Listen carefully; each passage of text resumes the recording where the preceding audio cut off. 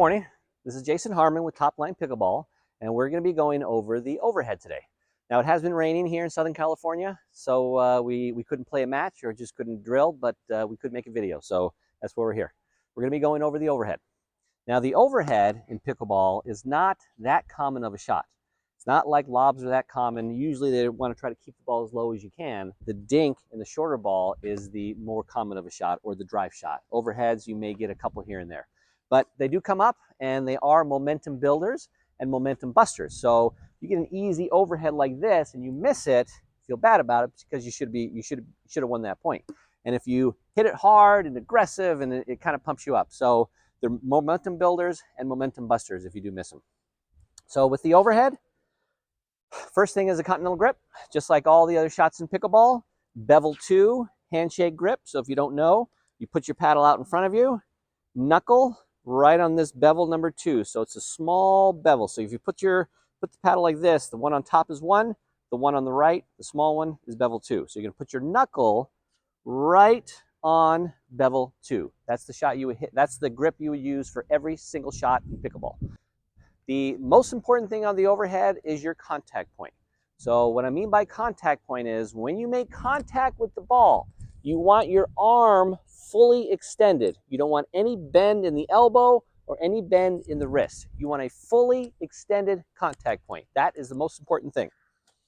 So that what that means is if the ball's not high enough to hit an overhead, we're not going to hit an overhead. It's going to be more of a volley or a drive volley. It's not going to be the overhead. The overhead is only when you can fully extend the arm. That's why they're not that common, because they have to be perfectly up there.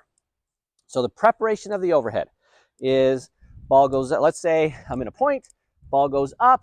What I want to do is I want to step forward with my left foot. That does two things for me. Number one, it turns my body. Number two, it allows me to push back and get in position for the overhead. So ready position, ball goes up, push forward, my body's turned, I'm moving back, I'm moving back. Now the preparation is paddle behind my head, left hand up. Now the left hand, having the left hand up does a couple things. Number one, it gauges the ball. Gives you a little better feel of how close that ball is because a part of your body is closer to the ball. That's number one. Number two, it coils your shoulders. You see, if my left hand is not up there, my shoulders are here, I'm just going to arm the ball. But now my left hand goes up, all of a sudden my shoulders coil. And then when I hit, it's a body shot rather than just an arm shot. And I think that's what most people do wrong. They don't get the left hand involved, even though it's a right-handed shot, and they don't get their body involved, and they wind up trying to hit it too hard just with a slap, and they wind up missing it. So here's what the overhead looks like.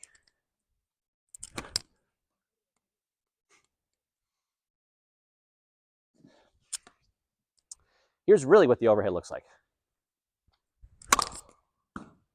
Oh, he's on the kitchen. Okay, overhead.